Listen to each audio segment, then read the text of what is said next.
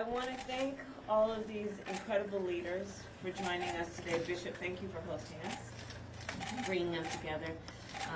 I want to thank, of course, in front of everyone, and always I want to thank the chairman of the Senate Judiciary Committee, Senator Dick Durbin, for being a part of this, but most importantly for your long-standing work fighting for immigration reform in the United States Senate and on behalf of all of America.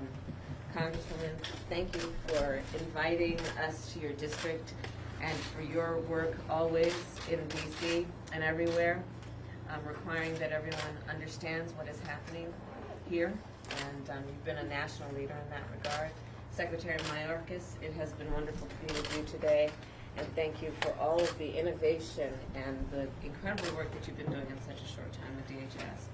So I've asked these community leaders, these advocates, these fighters for human rights and for the dignity of all people to join us today so we could have a candid conversation.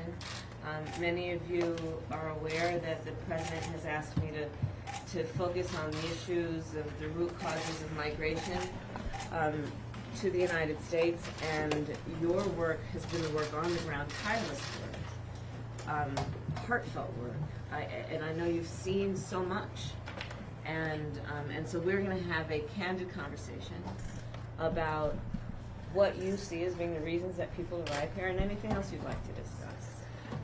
Our administration, it is important to be clear, is working to build a fair and a functional and a humane immigration system. We feel very strongly about that. And as you know, we inherited a tough situation. In fact, right here in El Paso was the launch of the child separation policy.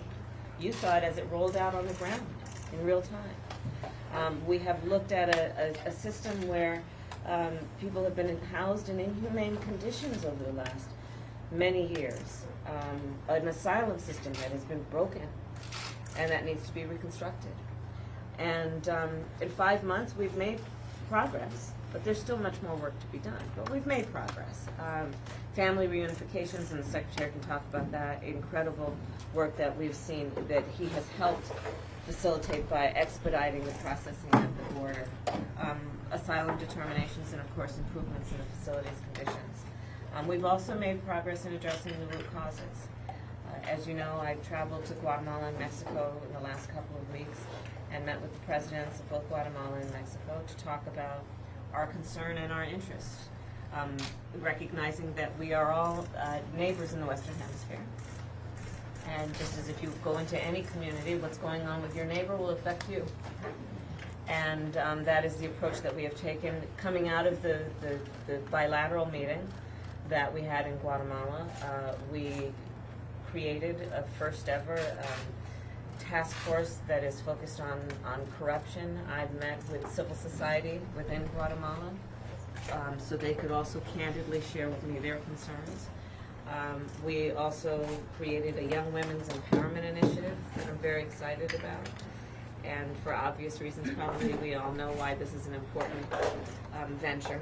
And also a human smuggling and trafficking task force. In Mexico, the President of Mexico has been very clear that he wants us to be partners on these issues, and we signed, coming out of the bilateral meeting with President Lopez Obrador, we signed a memorandum of understanding about the investment in resources and priorities that each of our countries will put into addressing the issues in Central America, with a particular focus on Honduras and Guatemala and El Salvador. I approach our work with two principles. One, that most people do not want to leave home. They don't want to leave the place where they were raised, the language they know, the culture they know, the church where they go, their abuela. Most people don't want to leave home. And when they do, it is usually for one of two reasons. Because they are fleeing some harm, or because to stay at home means that they cannot satisfy the basic needs of their family.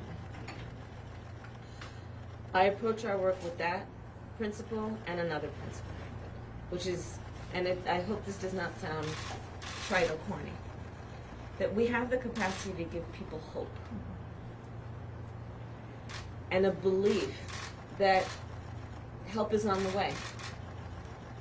And so those principles are a large part of what is informing the work that we've been doing addressing the root causes. But today I want to hear from you, and you are on the ground, you have been on the ground, and it is very important to the President and me that we maintain not only access, but a role for you leaders to participate in our leadership around what needs to be done and what can be done. So with that, I thank you all. Again, Bishop, I thank you.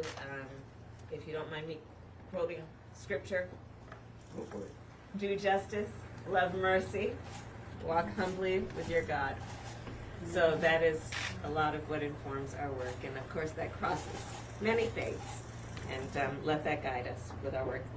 So thank you all, and I will say I'll see you all later to press, and we're going to start our conversation.